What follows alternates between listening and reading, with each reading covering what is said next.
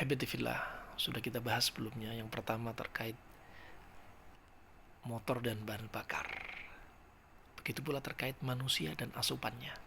Motor, bensin, dan olinya. Manusia asupannya dari makanan minuman dia. Juga subhanallah terkait motor dan manusia. Motor mereplika organ tubuh manusia.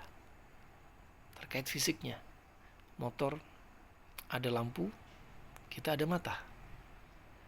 Di motor ada speedometer, kita ada kepala. Otak ada kecepatan untuk kita berpikir, dan ada jantung juga. Dan jantung layaknya karburator, busi layaknya ginjal, tempat pengapian.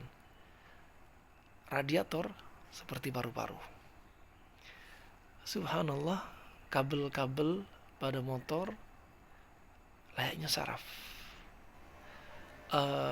Juga diantaranya selang bensin layaknya pembuluh darah bagi jantung, dan ada karburator. Ada ban depan, ada ban belakang, ada ke kanan, ada ke kiri. Ada stang untuk megang, ada tangan kita, tangan kanan, tangan kiri. Ada rantai, ada tendon, ada persarafan, ada alat gerak aktif. Nah, ada knalpot, manusia juga demikian. Ada lubang duburnya, permisi akramakumullah. Begitu pula ada tempat ngisi bensin di atas, ada olinya, demikian manusia. Tempat masuknya makanan, minuman. Semakin baik asupan makan kita, akan semakin awet motor itu. Dan sebaliknya. Dan jangan dipikir bahwasanya motor tidak mengalami stres. Mereka juga mengalami stres ketika dia lewat tanjakan, ketika hawanya panas, ketika lampu dihidupin, ketika juga pakai lampu tembak, pakai strobo. Maka ada saat itu kabel pun akan mengalami panas. Radiator ya juga mengalami panas, dan sinyal engine hidup. Kalau Anda matiin, bisa jadi sinyal engine nanti akan mati ketika stresnya mulai hilang. Demikian manusia juga stres.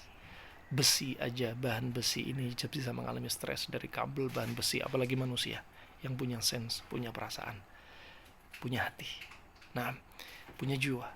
Dia mengalami stres ketika apa? Mengalami masalah dalam rumah tangga, tetangga, komunitas dia, dunia nyata, dunia maya, akan ada saatnya kita mengalami stres. Maka dinginkan motor tersebut, sama dinginkan diri kita dengan apa? Al-Quran, salat, zikir. Ala bidzikrillahi tatmainnul qulub. Bukankah dengan zikir kepada Allah hati kita akan tenang?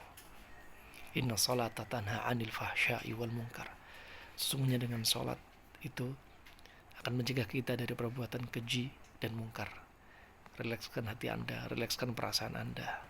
Pada antaranya Ibnu Qayyim sebutkan tambahan di antaranya an-nazar ilal khudar, lihat hijau-hijauan, wan nazar ila ath-thamar, lihat buah-buahan, wan nazar ilal ma'il jari, lihat air mengalir, dengar suara air mengalir, wan nazar ilal mahbub, lihat orang dicintai karena Allah Subhanahu wa taala.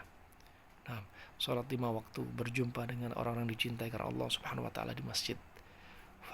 Juga di antaranya qala Allah, qala Rasulullah akan menghilangkan stres Anda. Sebagaimana kendaraan Anda perlu diistirahatkan. Semoga bermanfaat. Ya. Dan ingat, saat stres, panas akan naik, radiator pun akan memuai. Ketika sedih, stres, kita mengalami sesak, paru-paru pun juga demikian, layaknya radiator. Dia mengalami sesak. Ketika busi kebanyakan panas dibuang, menyebabkan stres pada part yang lainnya, termasuk kabel-kabel, begitu pula pada organ kita. Saat itulah ketika mengalami kelemahan pada busi, kelemahan pada ginjal kita terjadi, mulailah kepala keliangan, mata kabur, telinga berdenging. Di motor pun ya, cahaya motor mulai redup, api sudah mulai melemah.